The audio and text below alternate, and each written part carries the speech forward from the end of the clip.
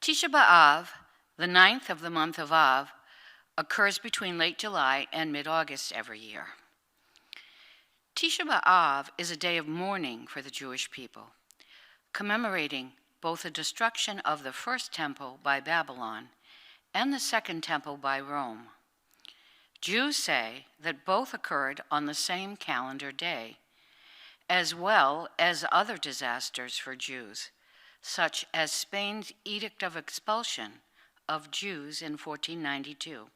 The loss of the Second Temple was so significant for Jews that in the years following, surviving sages and rabbis had to reconstruct Judaism and how to live it without the temple, resulting in the creation of the Talmud. Traditionally, no instruments, symbols of joy, are played in synagogue services, since Jews cannot be joyful while there is no temple. Instead, prominence is given to cantors, their trained singers. On this day, Jews fast and pray, sit only on low stools, and refrain from wearing leather shoes, all signs of mourning. The intention and desire to rebuild the temple endures, and several attempts to do so have begun in the last 2,000 years, only to be interrupted by sudden and, frankly, weird events. So, will they build a third temple?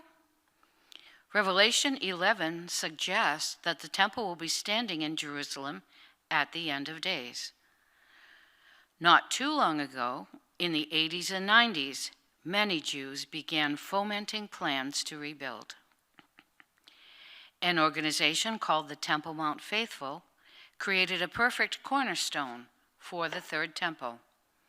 At the same time, the Temple Institute was formed, eventually opening a museum and store at the base of the Temple Mount. They also immediately began recreating all of the required articles for temple service, including the Ark of the Covenant.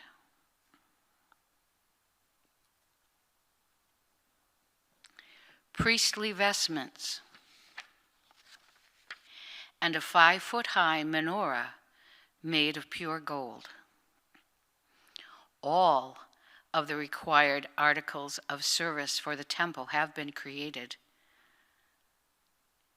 Blueprints for the new temple were published in 2011, and they include kosher possibilities for electricity, plumbing, and electronics. In 2014, for the first time in 2,000 years, pure kosher oil was produced for use in the temple services. The Temple Institute has been training Kohanim, that is, priests, for service in the temple. Did you know that Jewish names can identify descendants of priests and Levites?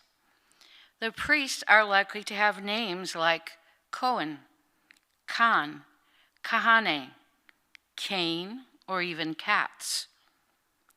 Levites might be called Levi, Levin, Levine, Levitt, or Levitsky. My friend Reuben Prager has figured out the 11 spices which make up the incense to be burned before the Lord. Reuben also recreated the temple tax in 1998, and since then, every year, Jews from all over the world are sending silver to Jerusalem as their tax. But this tax cannot be used for any purposes whatsoever except for the temple.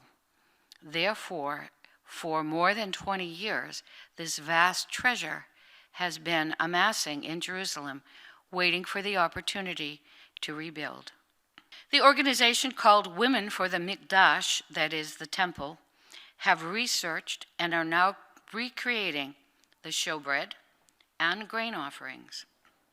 And in 2016, priests trained by the temple and dressed in priestly garments began sacrificing lambs for Passover. Because Gentiles pay no attention to issues of ritual purity, which is about one's nearness or distance from death, but nevertheless very important to Jews.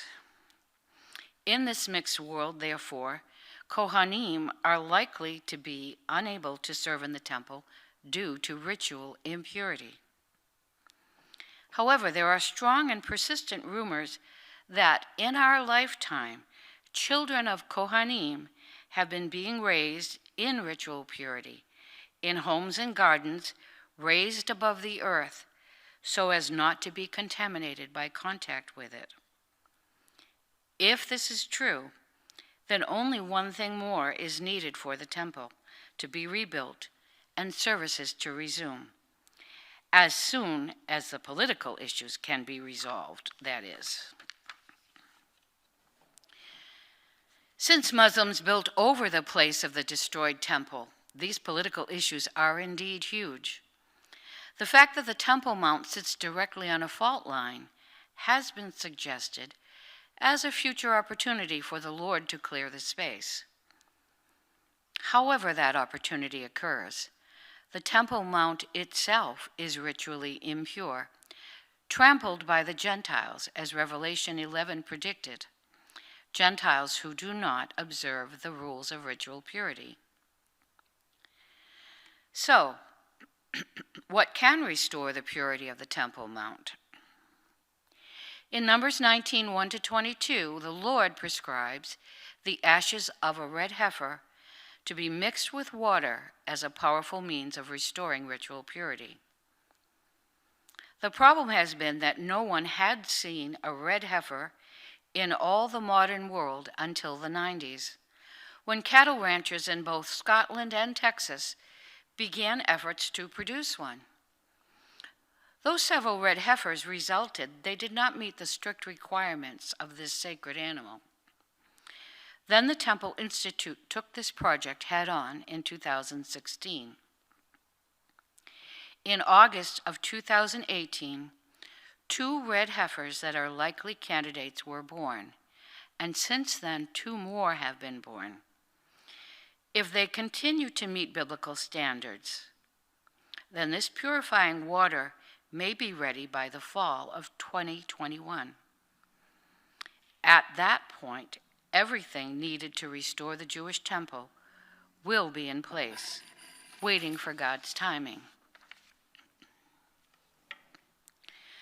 Once the temple is standing, we may also find everything in place for the Lord's return, though that may still be far off. Is it possible that the Antichrist may already be walking the earth, waiting to be revealed? Is the mark of the beast on the hand or the forehead, without which no man may buy or sell, readily available now? Our pets have ID chips embedded in their flesh, and we have computers that can read your hand or the eye in your head for security purposes. Are we not already in the habit of using the World Wide Web to buy and sell? I'll bet you didn't know that traditional Hebrew uses the same characters for its letters and its numbers, or that in Hebrew, 666 equals www. Like you, I'm longing for the coming of Christ and his kingdom, and this is the reason I pay close attention to the possibilities of building the third temple. I believe what I've shared with you is both interesting and valuable, but be assured I am not predicting the time for the end, but sharing with you the reality of steps I believe must be taken in preparation for that day.